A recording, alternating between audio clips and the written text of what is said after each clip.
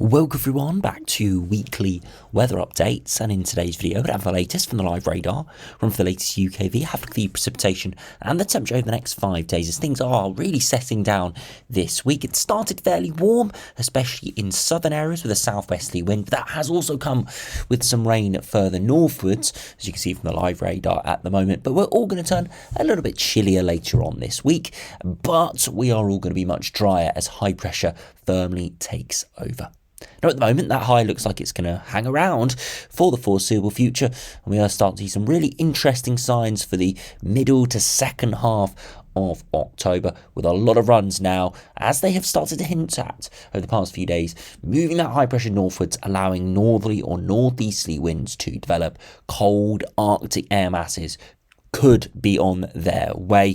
Lots of runs starting to hint at it. A pretty unusual pattern for this time of year. It is slightly too early in the year to see anything wintry. Of course, temperatures could be cold and feel really cold, but to actually get wintriness, snowfall, etc., we are probably a good 3, 4, 5 weeks still too early for that becoming a possibility. So we're not looking at that, but we could be really chilly for the time of year, especially towards the final third of October. Some really interesting charts that we'll look at in the second half of the video. So do remember, if you enjoy the videos, make sure you like and subscribe. Now, for start on the live radar, you see high pressures building in for the south at the moment, heading up for much of England and Wales, and that's why it's pretty dry and it's been fairly warm with this southwesterly breeze. Now, of course, it is early October, so it's not going to be that warm. It's not going to be like it's in the summer, but for this time of year, it's actually pretty pleasant out there. Further northwards, though, we are seeing cloud and rain pushing in. Again, these are weather fronts coming up against this high, not making much progress, but still dumping quite a bit of rain there in the far north. If you look at the temperatures, I'm calling this around 8 p.m, lots of yellows.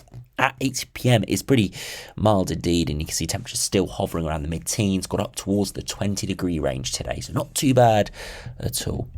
Now, if you look at the latest UKV, you can see all of that precipitation moving in during the next sort of 12 to 24 hours, but it does peter away through Tuesday and Wednesday. Still a few odd showers for the far north, but you can see progressively during this week, it starts to turn drier, some brighter skies, and it looks like high pressure is going to dominate for all. And you see from the mean sea level pressure, high pressure sat right over the top of us. It looks really quite pleasant and initially warm. And you see the upper air temperature is still warm by the end of the week, but I suspect it could turn a little bit cooler after that as we start to see that easterly or northeasterly breeze before potentially a proper northerly does arrive. Now, if you look at the temperatures as we head into Tuesday, again, 17, 18 degrees. It's not too bad at all. Into Wednesday, temperatures again 17 or 18 in the south, not too bad, a little bit chillier overnight, again 16, 17 during Thursday. Friday, a similar story, and even Saturday, pretty similar as well. So staying fairly mild, but moderating a little bit compared to today. But yeah, doesn't look too bad for the rest of the week. If you've got any plans, looking dry, looking fairly pleasant, and temperatures not too bad. And hopefully you'll see more and more sunshine. But that doesn't look like it could be the recipe towards the second half of the month. Now you can see the high pressure's in control or taking over at the moment, and it's going to be firmly over the top of us as we head into this weekend. And then look what happens. It ridges northwards. It does struggle to really push northwards, but it gets there in the second half of the month. And you can see we unlock a bit of a northeasterly breeze. And then more of a proper northerly wind. Looks like it could arrive there towards 384 hours. Turns chilly. And then, yeah, a proper northerly could arrive. Look at the potential equivalent temperature. Big northerly blast could be coming.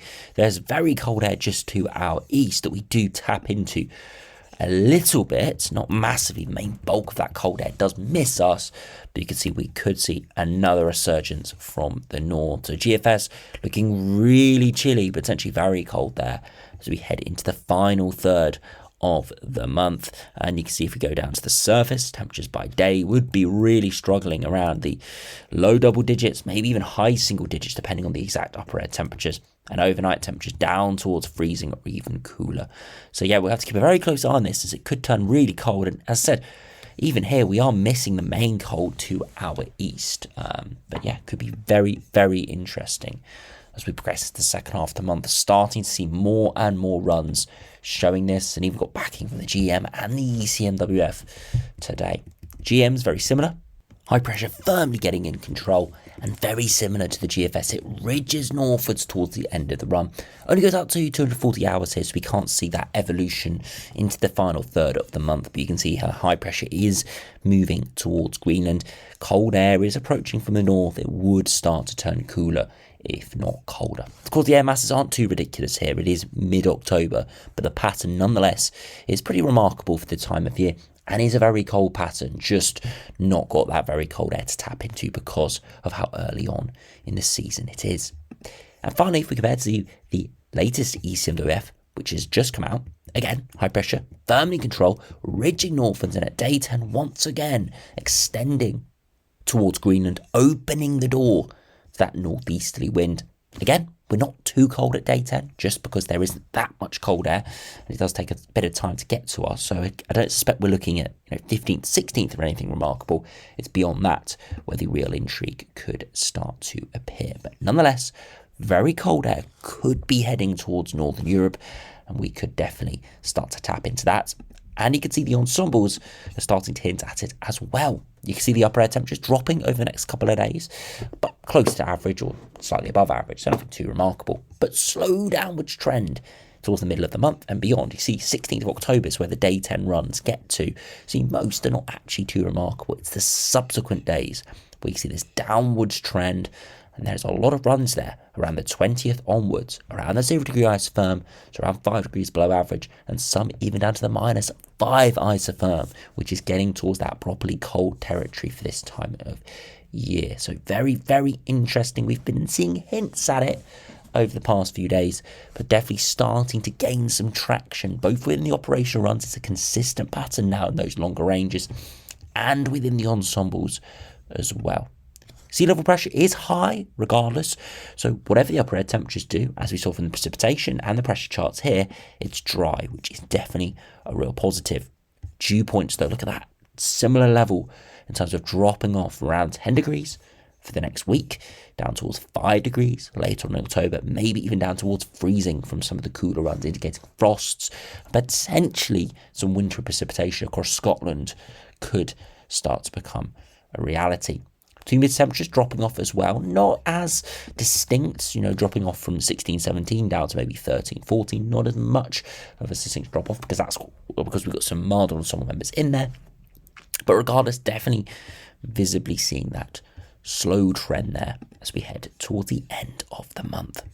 And finally, if we compare to the ECMWF, it's very, very similar. Around average or slightly above average over the next week, then turning average to below average around the 15th, 16th, and dropping to average or below average there as we head into the final third of October with some really cold runs starting to appear.